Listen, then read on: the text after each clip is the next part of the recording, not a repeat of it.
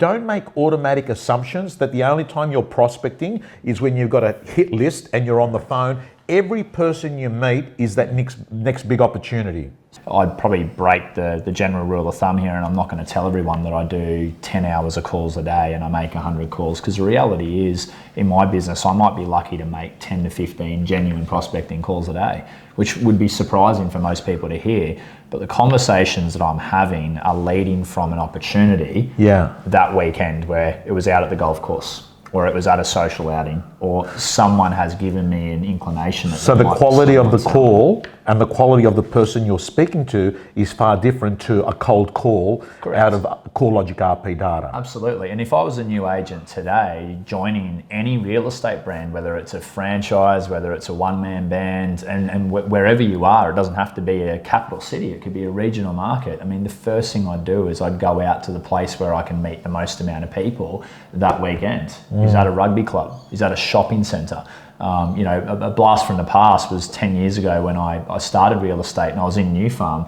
I scratched my head and thought, how on earth am I going to break into this marketplace? It's so competitive.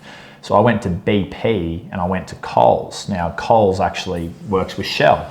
And I went to BP on Commercial Road in Newstead and I said, I'm doing a list and sell drive. And if I sell a property, the buyer, or the seller, has the opportunity with the commission as a return to get a $500 voucher that's either a fuel card or it's a food voucher from Coles. And they looked at me and I had no credibility. I worked for a very, very small, probably the smallest business in the entire suburb. And they said, we love the initiative, how are you going to market it?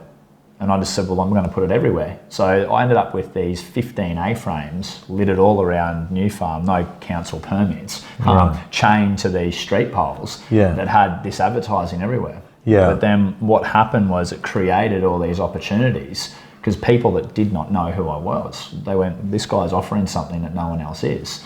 So sometimes you've got to build a marketplace.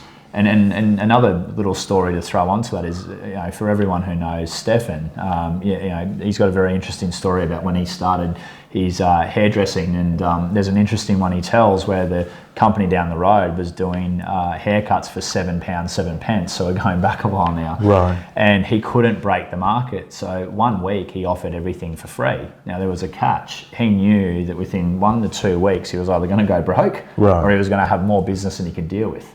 So what happened was he was so fully booked in 2 weeks' time that then he started charging £8, 8 pence. So essentially what you're saying is you need some sort of strategy in the early days. And I've got to tell you, Simon, in a world that sometimes you get a lot of real estate bullshit, I can tell you I've had lots of conversations with agents that are writing 2, 3, 4 million bucks that have said to me, Tom, when we went into our marketplace, the truth is, that concludes the free video. As you can see, there are a number of ways that you can be successful in real estate, and the Real Estate Gym is basically making sure that we find everything that every top agent in the country is doing to be successful. Real Estate Gym members get all their tools, templates, all their scripts, all their information so they can design their own personal system to success. Just go to realestategym.com.au.